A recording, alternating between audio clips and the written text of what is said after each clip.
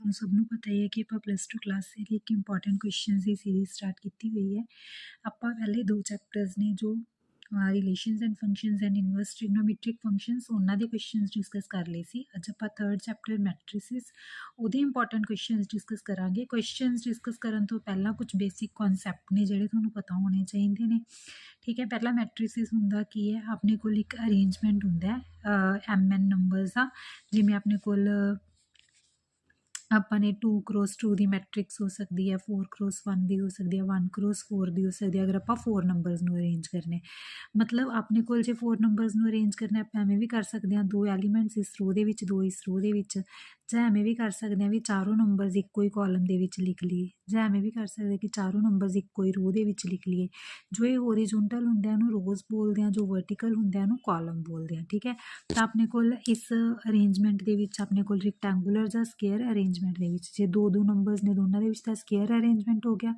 ਜੇ ਇਸ ਤਰੀਕੇ ਦਾ ਵੀ ਆਪਣੇ ਕੋਲ ਚਾਰੋਂ ਨੰਬਰਸ ਇੱਕੋ ਹੀ ਕਾਲਮ ਦੇ ਵਿੱਚ ਹੋ ਗਏ ਤਾਂ ਇਹ ਰੈਕਟੈਂਗਲ ਦੀ ਸ਼ੇਪ ਹੀ ਹੋਊਗੀ ਨਾ ਇੱਕ ਤਰੀਕੇ ਨਾਲ।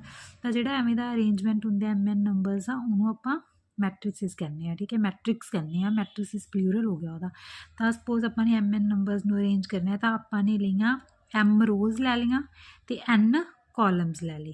ਜ਼ਿਆਦਾ ਇਹਦੇ ਵਿੱਚ ਕਨਫਿਊਜ਼ ਨਹੀਂ ਹੋਣਾ। ਜਿਵੇਂ ਆਪਾਂ ਨੇ 2 ਰੋਜ਼ ਲੈ ਲਈਆਂ, 2 ਕਾਲਮਸ ਲੈ ਲਏ ਤਾਂ ਉਹਨੂੰ 2x2 ਲਿਖਾਂਗੇ। ਮਤਲਬ ਜਿਹੜੀਆਂ ਨੰਬਰ ਆਫ ਰੋਜ਼ ਹੁੰਦੀਆਂ ਨੇ ਉਹਨੂੰ ਅੱਗੇ ਲਿਖਦੇ ਹਾਂ ਅਤੇ ਜਿਹੜੇ ਨੰਬਰ ਆਫ ਕਾਲਮਸ ਜਿੰਨੇ ਨੇ ਉਹਨੂੰ ਆਪਾਂ ਪਿੱਛੇ ਲਿਖਦੇ ਹਾਂ। ਜਿਵੇਂ ਇਹਦੇ ਵਿੱਚ M ਰੋਜ਼ ਨੇ ਤਾਂ ਇਹਨੂੰ ਲਿਖਾਂਗੇ M×N, ਕਿਉਂਕਿ ਕਾਲਮ ਕਿੰਨੇ ਨੇ 1 2 3 4 5 ਅਪ ਟੂ N ਕਾਲਮਸ ਨੇ। ਤਾਂ M×N ਦਾ ਮਤਲਬ M ਰੋਜ਼ ਨੇ, N ਕਾਲਮਸ ਨੇ, ਇਹਨੂੰ ਆਪਾਂ ਬੋਲਦੇ ਹਾਂ ਆਰਡਰ। ਠੀਕ ਹੈ, ਜੋ ਇਹ M×N ਹੈ ਇਹ ਹੁੰਦਾ ਮੈਟ੍ਰਿਕਸ ਦਾ ਆਰਡਰ। ਅਗਰ ਆਰਡਰ ਪੁੱਛੇ ਕੋਈ ਮੈਟ੍ਰਿਕਸ ਦੇ ਕੇ ਤਾਂ ਆਪਾਂ ਇਸ ਤਰੀਕੇ ਨਾਲ ਫਾਈਂਡ ਆਊਟ ਕਰ ਸਕਦੇ ਹਾਂ। ਤਾਂ ਜੇ M ਅਤੇ N ਬਰਾਬਰ ਨੇ, ਮਤਲਬ ਜਿਵੇਂ 2 ਰੋਜ਼ 2 ਕਾਲਮ, ਜਿਵੇਂ ਮੈਂ ਇਹਦੇ ਵਿੱਚ ਦੱਸਿਆ ਸੀ, ਤਾਂ ਇਹ ਕੀ ਹੋ ਗਿਆ ਸਕੁਅਰ ਅਰੇਂਜਮੈਂਟ। ਜੇ ਆਪਣੇ ਕੋਲ M ਅਤੇ N ਅਲੱਗ-ਅਲੱਗ ਨੇ ਤਾਂ ਉਹ ਆਪਣੇ ਕੋਲ ਕੀ ਹੋ ਗਿਆ ਰੈਕਟੈਂਗੂਲਰ ਅਰੇਂਜਮੈਂਟ। ਤਾਂ ਆਪਣੇ ਕੋਲ ਜਿਹੜੇ ਇਹ ਵਾਲਾ ਜਿਨ੍ਹਾਂ ਲਈ ਆਪਣੇ ਕੋਲ ਐਕਚੁਅਲ 'ਚ ਨਾ ਹਰ ਇੱਕ ਐਲੀਮੈਂਟ ਨੂੰ ਆਪਾਂ AIJ ਨਾਲ ਰਿਪਰੈਜ਼ੈਂਟ ਕਰਦੇ ਹਾਂ। ਜਿਵੇਂ A23 ਹੈ, ਇਹਨੂੰ ਆਪਾਂ ਜੇ AIJ ਦੇ ਬਰਾਬਰ ਰੱਖੀਏ ਤਾਂ I ਦੀ ਵੈਲਿਊ ਕੀ ਹੋਗੀ 2, J ਦੀ ਵੈਲਿਊ ਕੀ ਹੋਗੀ 3। ਮਤਲਬ ਜੋ ਇਹ ਐਲੀਮੈਂਟ ਹੈ ਇਹ ਦੱਸਦਾ, ਫਸਟ ਐਲੀਮੈਂਟ ਦੱਸਦਾ ਕਿ ਕਿਹੜੀ ਰੋ ਦਾ ਐਲੀਮੈਂਟ ਹੈ ਅਤੇ ਸੈਕਿੰਡ ਐਲੀਮੈਂਟ ਦੱਸਦਾ ਕਿ ਕਿਹੜੇ ਕਾਲਮ ਦਾ ਐਲੀਮੈਂਟ ਹੈ। ਤਾਂ 2 3 ਦੇਖ ਕੇ ਪਤਾ ਚੱਲ ਗਿਆ ਕਿ ਸੈਕਿੰਡ ਰੋ ਦੇ ਵਿੱਚ 3rd ਨੰਬਰ 'ਤੇ ਪਿਆ ਹੋਊਗਾ। ਜਿਵੇਂ ਹੁਣ A41 ਹੈ, ਮਤਲਬ 4th ਰੋ ਦਾ ਐਲੀਮੈਂਟ ਹੈ ਅਤੇ ਫਸਟ ਕਾਲਮ ਦਾ ਐਲੀਮੈਂਟ ਹੈ। ਤਾਂ ਜਿਵੇਂ ਇੱਥੇ ਹੋਊਗਾ A31 ਉਹਦੀ ਰੋ ਹੋਊਗੀ ਸਾਰੀ, ਇੱਥੇ ਆਊਗਾ A41, ਤਾਂ ਇਹ ਫਸਟ ਕਾਲਮ ਦਾ 4th ਰੋ ਦਾ ਐਲੀਮੈਂਟ ਹੈ। ਠੀਕ ਹੈ, ਤਾਂ ਇਹ ਐਲੀਮੈਂਟਸ ਨੂੰ ਇਸ ਤਰੀਕੇ ਨਾਲ ਰਿਪਰੈਜ਼ੈਂਟ ਕਰਦੇ ਆ। ਅਤੇ ਜਿਹੜੇ ਇਹ A11 A22 ਜਿਨ੍ਹਾਂ ਦੇ ਲਈ ਰੋ ਅਤੇ ਕਾਲਮ ਸੇਮ ਹੈ, ਬਰਾਬਰ ਹੈ, ਉਹ ਆਪਣੇ ਕੋਲ ਡਾਇਗਨਲ ਐਲੀਮੈਂਟਸ ਹੁੰਦੇ ਨੇ। ਡਾਇਗਨਲ ਮੈਟ੍ਰਿਕਸ ਕਿਹੜੀ ਹੁੰਦੀ ਹੈ, ਜਿਹਦੇ ਵਿੱਚ ਬਾਕੀ ਸਾਰੇ ਐਲੀਮੈਂਟਸ 0 ਨੇ, ਸਿਰਫ ਇਹ ਡਾਇਗਨਲ ਐਲੀਮੈਂਟਸ ਦੀ ਕੁਛ ਨਾ ਕੁਛ ਵੈਲਿਊ ਹੈ। ਸਕੇਲਰ ਮੈਟ੍ਰਿਕਸ ਕਿਹੜੀ ਹੁੰਦੀ ਹੈ, ਜਿਹਦੇ ਵਿੱਚ ਡਾਇਗਨਲ ਐਲੀਮੈਂਟਸ ਹੀ ਹੋਣ ਅਤੇ 3 ਸਾਰੇ ਇਕੁਅਲ ਹੋਣ। 2x2 ਦੀ ਵੀ ਹੋ ਸਕਦੀ ਹੈ ਇਸ ਤਰੀਕੇ ਨਾਲ। ਠੀਕ ਹੈ, ਜ਼ਰੂਰੀ ਨਹੀਂ ਹੈਗਾ 2 ਹੋਊਗਾ, ਕੁਛ ਵੀ ਹੋਰ ਵੀ ਹੋ ਸਕਦਾ। ਤਾਂ ਇਹ ਸਕੇਲਰ ਮੈਟ੍ਰਿਕਸ ਹੁੰਦੀ ਹੈ ਜਿਹਦੇ ਵਿੱਚ ਇਕੱਲੇ ਡਾਇਗਨਲ ਐਲੀਮੈਂਟਸ ਹੁੰਦੇ ਨੇ ਪਰ ਸਾਰੇ ਦੇ ਸਾਰੇ ਕੀ ਹੁੰਦੇ ਨੇ ਇਕੁਅਲ। ਨਲ ਮੈਟ੍ਰਿਕਸ ਕਿਹੜੀ ਹੁੰਦੀ ਹੈ, 0 ਮੈਟ੍ਰਿਕਸ, ਜਿਹਦੇ ਵਿੱਚ ਸਾਰੇ ਐਲੀਮੈਂਟਸ 0 ਨੇ। ਅਤੇ ਯੂਨਿਟ ਮੈਟ੍ਰਿਕਸ ਜਾਂ ਆਇਡੈਂਟੀਟੀ ਮੈਟ੍ਰਿਕਸ ਕਿਹੜੀ ਹੁੰਦੀ ਹੈ, ਜਿਹਦੇ ਵਿੱਚ ਸਾਰੇ ਡਾਇਗਨਲ ਐਲੀਮੈਂਟਸ 1 ਨੇ। I3 ਮਤਲਬ 3x3 ਦੀ ਮੈਟ੍ਰਿਕਸ। 2x2 ਦੀ ਮੈਟ੍ਰਿਕਸ ਨੂੰ ਲਿਖਾਂਗੇ I2, ਉਹਨੂੰ ਕਿਵੇਂ ਲਿਖਾਂਗੇ 1 0 0 1, ਮਤਲਬ ਸਿਰਫ ਡਾਇਗਨਲ ਐਲੀਮੈਂਟਸ ਹੁੰਦੇ ਨੇ ਉਹਦੇ ਵਿੱਚ, ਉਹ ਵੀ 1 1। ਠੀਕ ਹੈ, upper triangular lower triangular matrix ਜਿਹਦੇ ਵਿੱਚ ਸਿਰਫ ਅੱਪਰ ਵਾਲੇ ਐਲੀਮੈਂਟਸ ਦੀ ਕੁਛ ਨਾ ਕੁਛ ਵੈਲਿਊ ਹੈ, ਨੀਚੇ ਵਾਲੇ ਐਲੀਮੈਂਟਸ 0 ਨੇ। ਲੋਅਰ ਟ੍ਰਾਇੰਗੂਲਰ ਜਿਹਦੇ ਵਿੱਚ ਨੀਚੇ ਵਾਲੇ ਐਲੀਮੈਂਟਸ ਦੀ ਕੁਛ ਨਾ ਕੁਛ ਵੈਲਿਊ ਹੈ ਅਤੇ ਉੱਪਰ ਵਾਲੇ ਐਲੀਮੈਂਟਸ 0 ਨੇ। ਇਹਦੀ ਆਪਾਂ ਨੂੰ ਕੋਈ ਬਹੁਤ ਜ਼ਿਆਦਾ ਜ਼ਰੂਰਤ ਨਹੀਂ ਹੈਗੀ। ਆਪਾਂ ਸਿੱਖਣਾ ਐਡੀਸ਼ਨ ਅਤੇ ਮਲਟੀਪਲੀਕੇਸ਼ਨ। ਅਗਰ 2 ਮੈਟ੍ਰਿਕਸ ਨੂੰ ਐਡ ਕਰਨਾ ਹੈ ਜਾਂ ਦੋਨਾਂ ਨੂੰ ਮਲਟੀਪਲਾਈ ਕਰਨਾ ਤਾਂ ਕਿਵੇਂ ਕਰ ਸਕਦੇ ਹਾਂ। ਪਹਿਲੀ ਗੱਲ, 2 ਮੈਟ੍ਰਿਕਸ ਉਦੋਂ ਹੀ ਐਡ ਹੋ ਸਕਦੀਆਂ ਨੇ ਜਦੋਂ ਉਹਨਾਂ ਦਾ ਆਰਡਰ ਸੇਮ ਹੋਵੇ।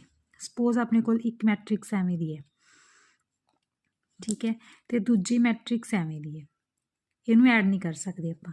ਕਿਉਂ? ਕਿਉਂਕਿ ਇਹਦਾ ਆਰਡਰ ਤਾਂ 2x2 ਹੈ, ਇਹਦਾ ਆਰਡਰ ਕੀ ਹੋ ਗਿਆ 2x1। 2x1 ਕਿਉਂ? ਕਿਉਂਕਿ 2 ਰੋਜ਼ ਨੇ, 1 ਕਾਲਮ ਹੈ। ਠੀਕ ਹੈ, ਰੋਜ਼ ਮਲਟੀਪਲਾਈ ਕਾਲਮ, ਇਹ ਦੋਨੋਂ ਆਪਸ 'ਚ ਐਡ ਹੋ ਹੀ ਨਹੀਂ ਸਕਦੀਆਂ ਕਿਉਂਕਿ ਇਹਨਾਂ ਦਾ ਆਰਡਰ ਨਹੀਂ ਸੇਮ ਹੈਗਾ। ਬਟ ਜਿਵੇਂ ਆਪਣੇ ਕੋਲ ਇਹ ਮੈਟ੍ਰਿਕਸ ਹੈ 3 1 1 4, ਇਹਦੇ ਵਿੱਚ ਆਪਾਂ ਨੇ ਐਡ ਕਰਨਾ ਹੈ 1 5 9 2, ਇਹ ਐਡ ਹੋ ਸਕਦੀਆਂ ਨੇ। ਕਿਵੇਂ ਐਡ ਹੋਣਗੀਆਂ? ਫਸਟ ਜਿਹੜਾ ਮਤਲਬ ਕੋਰਸਪੋਂਡਿੰਗ ਐਲੀਮੈਂਟਸ ਨੂੰ ਐਡ ਕਰਨਾ ਹੈ। 3 + 1 4, 1 + 5 6, 1 + 9 10, 4 + 2 6 मतलब ਕੋਰਸਪੋਂਡਿੰਗ ਐਲੀਮੈਂਟਸ ਨੂੰ ਐਡ ਕਰ ਦੇਣਾ। ਇਹਦਾ ਫਸਟ ਐਲੀਮੈਂਟ ਇਹ 'ਚ ਫਸਟ ਰੋ ਦਾ ਸੈਕਿੰਡ ਐਲੀਮੈਂਟ ਸੈਕਿੰਡ ਰੋ ਐਲੀਮੈਂਟ 'ਚ ਐਵੇਂ ਕੋਰਸਪੋਂਡਿੰਗ ਐਲੀਮੈਂਟਸ ਐਡ ਕਰ ਦੇਣੇ ਨੇ ਅਤੇ ਜਿਹੜੀ ਮੈਟ੍ਰਿਕਸ ਬਣੂਗੀ ਉਹਦਾ ਆਰਡਰ ਵੀ ਕੀ ਹੋਊਗਾ ਸੇਮ ਜਿਹੜੀਆਂ ਦੋ ਮੈਟ੍ਰਿਕਸ ਨੂੰ ਐਡ ਕੀਤਾ 2 × 2 ਦਾ ਹੀ ਹੈ। ਦੇਖੋ ਮੈंने ਐਗਜ਼ਾਮਪਲ ਵੀ ਦਿੱਤੀ ਹੋਈ ਹੈ A + B B + A ਦੇ ਇਕੁਅਲ ਹੋਊਗਾ ਚਾਹੇ ਆਪਾਂ ਇਹਨੂੰ ਅੱਗੇ ਰੱਖ ਲਈਏ ਇਹਨੂੰ ਪਿੱਛੇ ਰੱਖ ਲਈਏ ਚਾਹੇ ਇਹ ਵਾਲੀ ਮੈਟ੍ਰਿਕਸ ਅੱਗੇ ਹੈ ਅਤੇ ਇਹ ਪਿੱਛੇ ਹੈ ਆਨਸਰ ਤਾਂ ਵੀ ਬਰਾਬਰ ਹੀ ਆਊਗਾ 5 + 2 ਕਰੀਏ ਜਾਂ 2 + 5 ਕਰੀਏ ਉਹਦਾ ਕੋਈ ਫਰਕ ਨਹੀਂ ਪੈਂਦਾ। ਠੀਕ ਹੈ ਮੈਟ੍ਰਿਕਸ ਐਡ ਕਰਨਾ ਤਾਂ ਬਹੁਤ ਈਜ਼ੀ ਹੈ। ਹੁਣ ਅੱਗੇ ਆਪਾਂ ਸਿੱਖਾਂਗੇ ਮਲਟੀਪਲੀਕੇਸ਼ਨ। ਮਲਟੀਪਲੀਕੇਸ਼ਨ ਕਰਨ ਲਈ ਦੇਖੋ ਇੱਕ ਚੀਜ਼ ਧਿਆਨ 'ਚ ਰੱਖਣੀ ਹੈਗੀ ਠੀਕ ਹੈ ਇਹਨਾਂ ਦਾ ਆਰਡਰ ਸੇਮ ਹੋਵੇ ਨਾ ਹੋਵੇ ਇਹ ਜ਼ਰੂਰੀ ਨਹੀਂ ਹੈਗਾ ਵੀ ਆਰਡਰ ਸੇਮ ਹੋਣਾ ਚਾਹੀਦਾ ਪਰ ਜਦੋਂ ਮਲਟੀਪਲਾਈ ਕਰਨਾ ਹੈ ਤਾਂ ਜਿਹੜੀ ਪਹਿਲਾਂ ਵਾਲੀ ਮੈਟ੍ਰਿਕਸ ਹੈ ਉਹਦੇ ਨੰਬਰ ਆਫ ਕਾਲਮਸ ਜਿਹੜੀ ਦੂਜੀ ਵਾਲੀ ਮੈਟ੍ਰਿਕਸ ਹੈ ਉਹਦੇ ਨੰਬਰ ਆਫ ਰੋਜ਼ ਦੇ ਬਰਾਬਰ ਹੋਣੀ ਚਾਹੀਦੀ ਹੈ ਫਿਰ ਹੀ ਮਲਟੀਪਲੀਕੇਸ਼ਨ ਹੋਊਗੀ। ਇਹ ਤੁਹਾਨੂੰ ਮਲਟੀਪਲੀਕੇਸ਼ਨ ਜਦੋਂ ਕਰੋਗੇ ਤੁਹਾਨੂੰ ਆਪਣੇ ਆਪ ਪਤਾ ਚੱਲ ਜਾਊਗਾ ਕਿ ਕਿਉਂ ਬਰਾਬਰ ਹੋਣੀ ਚਾਹੀਦੀ ਹੈ ਕਿਉਂਕਿ ਅਦਰਵਾਈਜ਼ ਮਲਟੀਪਲਾਈ ਹੀ ਨਹੀਂ ਹੋਣੀ। ਠੀਕ ਹੈ ਇਹ ਚੀਜ਼ ਹੁੰਦੀ ਹੈ ਕਿ ਬਰਾਬਰ ਹੋਣੇ ਚਾਹੀਦੇ ਨੇ।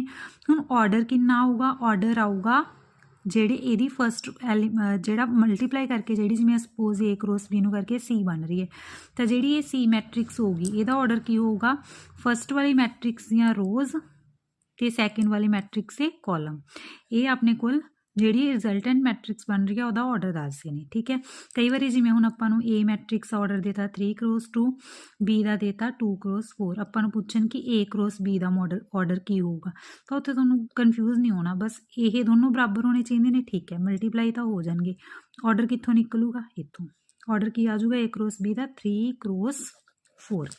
ਠੀਕ ਹੈ ਤਾਂ ਹੁਣ ਦੇਖੋ ਮਲਟੀਪਲਾਈ ਕਿਵੇਂ ਕਰਨਾ ਹੈ ਜਿਵੇਂ ਇਹ A ਮੈਟ੍ਰਿਕਸ ਹੈ ਇਹ B ਹੈ ਪਹਿਲਾਂ ਤਾਂ ਦੇਖੋ ਇਹਦੇ ਜਿਹੜੀਆਂ ਨੰਬਰ ਆਫ ਕਾਲਮਸ ਨੇ ਅਤੇ ਇਹਦੀਆਂ ਰੋਜ਼ ਬਰਾਬਰ ਨੇ ਤਾਂ ਮਲਟੀਪਲਾਈ ਹੋ ਜਾਣਗੇ। ਦੇਖੋ ਪਹਿਲਾਂ ਕੀ ਕਰਨਾ ਫਸਟ ਰੋ ਨੂੰ ਫਸਟ ਕਾਲਮ ਨਾਲ ਮਲਟੀਪਲਾਈ ਕਰਨਾ ਬਾਕੀ ਕੋਈ ਐਲੀਮੈਂਟ ਨਹੀਂ ਦੇਖਣਾ ਬਸ ਫਸਟ ਰੋ ਨੂੰ ਫਸਟ ਕਾਲਮ ਨਾਲ ਮਲਟੀਪਲਾਈ ਕਰ ਦੇਣਾ 2 × -1 + 3 × 9 + 5 × 2 ਮਤਲਬ ਇਹ ਤਿੰਨੋਂ ਟਰਮਸ ਆਪਸ ਦੇ ਵਿੱਚ ਪਲੱਸ 'ਚ ਲਿਖਣੀਆਂ ਨੇ ਜਿਹੜੀਆਂ ਮਲਟੀਪਲਾਈ ਕਰਕੇ ਆਉਣਗੀਆਂ।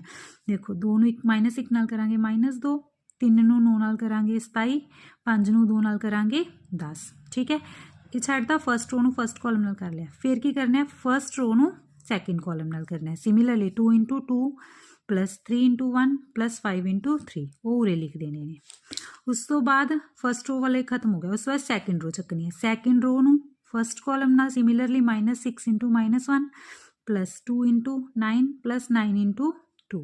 ਠੀਕ ਹੈ ਫਿਰ ਸੈਕਿੰਡ ਰੋ ਨੂੰ ਸੈਕਿੰਡ ਕਾਲਮ ਨਾਲ -6 × 2 + 2 × 1 + 9 × 3 ਉਹ ਇੱਥੇ ਆ ਜਾਊਗਾ ਸੋਲਵ ਕਰਕੇ ਆਨਸਰ ਆ ਜਾਊਗਾ। ਹੁਣ ਦੇਖੋ ਇਹਦਾ ਆਰਡਰ ਕੀ ਬਣਨਾ ਚਾਹੀਦਾ ਸੀ 2 × 2 ਇਹੀ ਦੇਖਿਆ ਸੀ ਆਪਾਂ ਬਣ ਰਿਹਾ ਨਾ 2 × 2 ਦਾ ਮਲਟੀਪਲਾਈ ਕਰਕੇ ਤਾਂ ਇਸ ਤਰੀਕੇ ਨਾਲ ਆਪਾਂ ਮਲਟੀਪਲਾਈ ਕਰਨਾ ਜਿਵੇਂ ਆਪਾਂ ਨੇ A² ਕੱਢਣਾ ਕਿਤੇ A² ਕਿਵੇਂ ਕੱਢਾਂਗੇ A × A ਸਿਮਿਲਰਲੀ ਜਿਵੇਂ ਆਪਣੇ ਕੋਲ A ਸਪੋਜ਼ 3 5 9 2 ਇਹ ਕੋਈ ਮੈਟ੍ਰਿਕਸ ਹੈ ਆਪਾਂ ਨੇ A² ਕੱਢਣਾ ਕਿਵੇਂ ਕੱਢਾਂਗੇ ਇਹੀ ਮੈਟ੍ਰਿਕਸ ਨੂੰ ਇਹਦੇ ਨਾਲ ਹੀ ਮਲਟੀਪਲਾਈ ਕਰਕੇ। ਬੱਚੇ ਕੀ ਮਿਸਟੇਕ ਕਰਦੇ ਨੇ ਪਹਿਲੇ ਐਲੀਮੈਂਟ ਨੂੰ ਪਹਿਲੇ ਨਾਲ ਮਲਟੀਪਲਾਈ ਕਰ ਦਿੰਦੇ ਨੇ ਦੂਜੇ ਨੂੰ ਦੂਜੇ ਨਾਲ ਐਵੇਂ ਨਹੀਂ ਕਰਨਾ ਪਹਿਲਾਂ ਪਹਿਲੀ ਰੋ ਪਹਿਲੇ ਕਾਲਮ ਨਾਲ 3 × 3 9 + 5 × 9 45 ਫਿਰ ਪਹਿਲੀ ਰੋ ਦੂਜੇ ਕਾਲਮ ਨਾਲ 3 × 5 15 + 5 × 2 10 ਫਿਰ ਦੂਜੀ ਰੋ ਫਸਟ ਕਾਲਮ ਨਾਲ 9 × 3 27 + 2 × 9 18 ਫਿਰ ਇਹਨੂੰ ਸੈਕਿੰਡ ਕਾਲਮ ਨਾਲ 9 × 5 45 2 × 2 4 ਇਹਨੂੰ ਸੋਲਵ ਕਰਕੇ ਆਪਣੇ ਕੋਲ 2 × 2 ਦੀ ਇੱਕ ਮੈਟ੍ਰਿਕਸ ਬਣ ਜੂਗੀ। ਠੀਕ ਹੈ ਤਾਂ ਇਹ ਆਪਣੇ ਕੋਲ ਪ੍ਰੋਡਕਟ ਹੈ ਇਹ ਚੀਜ਼ਾਂ ਸਿੱਖਣੀਆਂ ਜ਼ਰੂਰੀ ਨੇ ਇਸ ਤੋਂ ਬਿਨਾਂ ਚੈਪਟਰ ਤੱਕ ਕੋਈ ਇੰਪੋਰਟੈਂਟ ਕੁਐਸਚਨ ਵੀ ਨਹੀਂ ਹੋਣਾ। ਠੀਕ ਹੈ ਉਸ ਤੋਂ ਬਾਅਦ ਟਰਾਂਸਪੋਜ਼ ਹੈ ਕਿਸੇ ਵੀ ਮੈਟ੍ਰਿਕਸ ਦਾ ਟਰਾਂਸਪੋਜ਼ ਆਪਾਂ A ਟਰਾਂਸਪੋਜ਼ ਨਾਲ ਜਾਂ ਐਵੇਂ ਜਾਂ ਫਿਰ ਇਸ ਤਰੀਕੇ ਨਾਲ ਰਿਪਰੈਜ਼ੈਂਟ ਕਰਦੇ ਹਾਂ। ਕਰਨਾ ਕੀ ਹੈ ਰੋਜ਼ ਨੂੰ ਕਾਲਮਸ ਨਾਲ ਇੰਟਰਚੇਂਜ ਕਰ ਦੇਣਾ ਜਿਹੜੀ ਪਹਿਲੀ ਰੋ ਹੈ ਉਹ ਪਹਿਲਾ ਕਾਲਮ ਬਣਾ ਦੇਣਾ ਜਿਹੜੀ ਦੂਜੀ ਰੋ ਹੈ ਦੂਜਾ ਕਾਲਮ ਬਣਾ ਦੇਣਾ ਸਿਮਿਲਰਲੀ ਅਗਰ ਕੋਈ ਤੀਜੀ ਰੋ ਪਈ ਹੋਊਗੀ ਉਹਨੂੰ ਤੀਜਾ ਕਾਲਮ ਬਣਾ ਦੇਣਾ ਰੋਜ਼ ਕਾਲਮਸ ਬਣਾਤੇ ਆਪਾਂ ਨੇ। ਤਾਂ ਦੇਖੋ ਇਹਦਾ ਆਰਡਰ ਕਿੰਨਾ ਸੀ 2 × 3 ਇਹਦਾ ਕਿੰਨਾ ਆ ਗਿਆ 3 ਰੋਜ਼ ਹੋ ਗਈਆਂ 2 ਕਾਲਮਸ ਇਹਦਾ ਆ ਗਿਆ 3 × 2 ਤਾਂ ਸਿੰਪਲ ਹੁੰਦਾ ਬਸ ਜੋ ਆਰਡਰ ਹੈ ਉਹਨੂੰ ਚੇਂਜ ਕਰ ਦਿਓ ਤਾਂ 2 × 3 ਇਹਦਾ ਅਤੇ A ਟਰਾਂਸਪੋਜ਼ ਦਾ ਕੀ ਆ ਗਿਆ 3 × 2। ਠੀਕ ਹੈ ਹੁਣ ਮੈਂ ਨਾ ਤੁਹਾਨੂੰ ਕੁਝ ਕਨਸੈਪਟ ਦੱਸੇ ਨੇ ਇਹ 'ਚੋਂ ਮੈਂ ਇੱਕ ਤੁਹਾਨੂੰ MCQs ਦੀ ਉਹ ਸਿਖਾਉਂਦੀ ਹਾਂ ਜਿਵੇਂ ਆਪਣੇ ਕੋਲ A ਦਾ ਆਰਡਰ ਦਿੱਤਾ ਹੋਇਆ 2 × 3 ਠੀਕ ਹੈ ਅਤੇ B ਦਾ ਆਰਡਰ ਦਿੱਤਾ ਹੋਇਆ 5 × 3 ਤੁਹਾਨੂੰ ਕੋਈ ਪੁੱਛੇ ਕਿ बी ट्रांसपोज ए ਦਾ ਆਰਡਰ ਕੀ ਆਊਗਾ, B ट्रांसपोज ए ਪਹਿਲਾਂ ਦੇਖੋ B ट्रांसपोज ਦਾ ਆਰਡਰ ਕੀ ਹੋਊਗਾ, B ट्रांसपोज ਦਾ ਆਰਡਰ ਹੋਊਗਾ 3x5 ਸੌਰੀ ਇਹ ਤਾਂ ਪ੍ਰੋਡਕਟ ਹੀ ਨਹੀਂ ਹੋ ਸਕਦੇ, ਸਪੋਜ਼ ਇਹ ਆਪਾਂ ਨੂੰ ਦਿੱਤਾ ਹੋਇਆ ਹੈ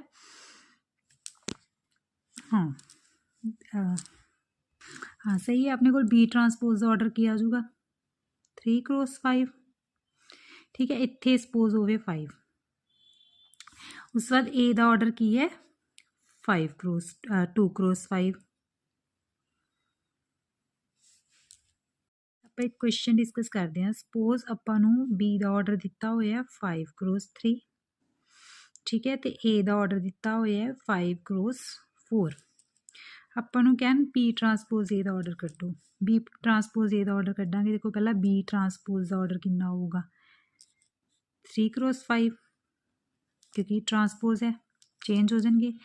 A ਦਾ ਆਰਡਰ ਕਿੰਨਾ है ਆਪਣੇ ਕੋਲ 5x4 देखो ये प्रोडक्ट तो हो जूगी ना क्योंकि ये कॉलम्स ये रोज़ बराबर बराबर ने, बट B ट्रांसपोज ए का ऑर्डर की आऊगा, ऑर्डर आऊगा ए वाला, एदियाँ रोज़ ते कॉलम्स ਇਹਦਾ ऑर्डर आ जाऊगा 3x4। MCQs ਦੇ ਵਿੱਚ ਐਵੇਂ ਦੇ ਕੁਐਸਚਨਸ ਆ ਜਾਂਦੇ ਨੇ, ਇੰਪੋਰਟੈਂਟ ਨੇ।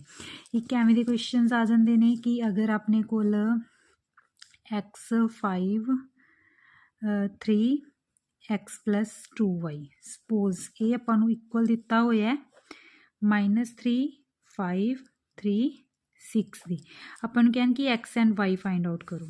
ਇਹ ਕਿਵੇਂ फाइंड आउट ਕਰਾਂਗੇ, ਦੇਖੋ ਮੈਟ੍ਰਿਕਸ ਦੇ ਵਿੱਚ ਕੀ ਹੁੰਦਾ ਕੋਰਸਪੋਂਡਿੰਗ ਐਲੀਮੈਂਟਸ ਬਰਾਬਰ ਹੁੰਦੇ ਨੇ। ਜਦੋਂ ਮੈਟ੍ਰਿਕਸ ਇਕੁਅਲ ਦਿੱਤੇ ਹੋਏ ਨੇ ਤਾਂ ਇਹਦਾ ਇਹ ਐਲੀਮੈਂਟ ਇਹਦੇ ਬਰਾਬਰ ਹੋਊਗਾ, ਇਹ ਵਾਲਾ ਐਲੀਮੈਂਟ ਇਹਦੇ ਬਰਾਬਰ ਤੇ ਇਹ ਇਹਦੇ ਕੋਰਸਪੋਂਡਿੰਗ ਐਲੀਮੈਂਟਸ ਆਪਸ ਦੇ ਵਿੱਚ ਇਕੁਅਲ।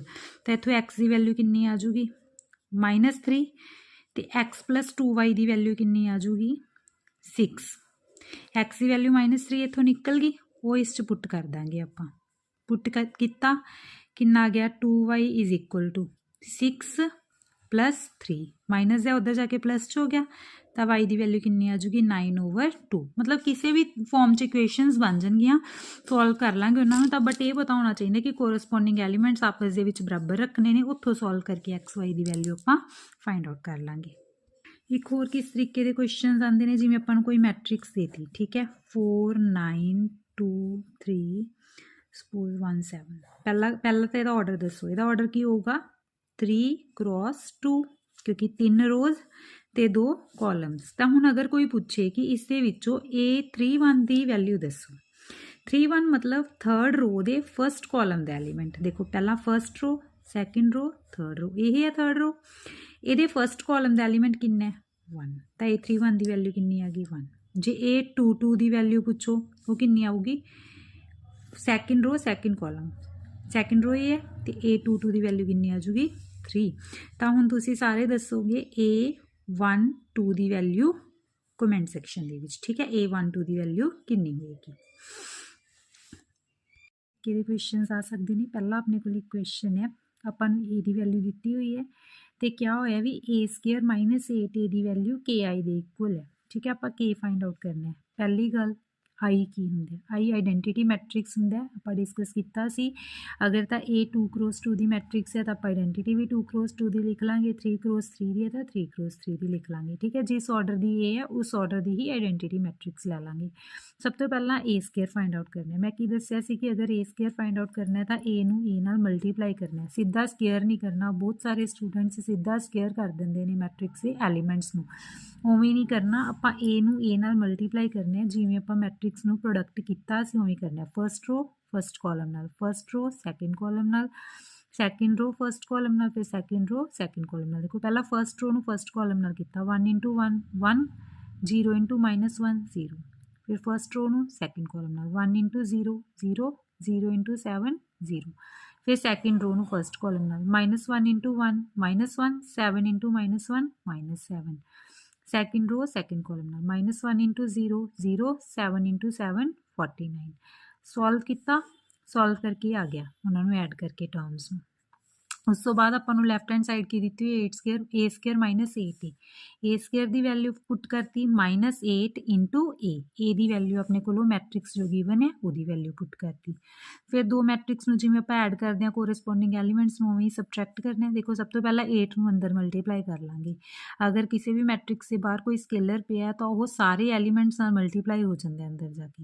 8 इंटू 1 8 8 इंटू 0 0 8 इंटू -1 -8 तो 8 इंटू 7 56 ठीक है एवें आ जाऊगा। ਇਹਦਾ सॉल्व करके मतलब इस तरीके नाल आ जाऊगा 8 0 -8 56। फिर अपने को इस मैट्रिक्स तो बाद माइनस पा के मैट्रिक्स पई होगी इनू सॉल्व करांगे 1 -8 0 -0 -8 minus of -8 minus minus plus बन जाऊगा 49 -56 सॉल्व करके अपने को किया गया -7 0 0 -7। लैफ्ट हैंड साइड सॉल्व होगी। राइट हैंड साइड पे किया गया k इंटू आई की वैल्यू कितनी है 1 0 0 1 तो हुण इधरों -7 कॉमन निकल सकता जिवें आपां किसी स्केलर नाल सारे एलीमेंट्स नूं मल्टीप्लाई करते हैं जिवें इत्थे कीता सी उवें सारे एलीमेंट्स दे विचों अगर कुछ कॉमन आ रहा वो भी बाहर कढ सकते हैं। तो -7 कॉमन आ रहा है अंदर की बच गया 1 0 0 1। हुण इन्हां नूं कंपेयर करो देखो आइडेंटिटी मैट्रिक्स पई है इहदे अगे की पिया k इहदे अगे की पिया -7 तो k दी वैल्यू कितनी आ गई -7। तो इस तरीके नाल एवें दे क्वेश्चनस आपां इस तरीके नाल सॉल्व करने ने। अज आप बेसिक कॉन्सैप्ट डिस्कस किए हैं तो जोड़े कुछ MCQs जोड़े क्वेश्चन ने एवें दे MCQs आ सकते हैं तो एक लॉन्ग क्वेश्चन भी डिस्कस किया अपनी नैक्सट क्लास के आप नैक्सट क्वेश्चनस भी डिस्कस करांगे। ठीक है अगर थोड़ा वीडियो पसंद आती है तो चैनल को लाइक शेयर सबसक्राइब जरूर करो।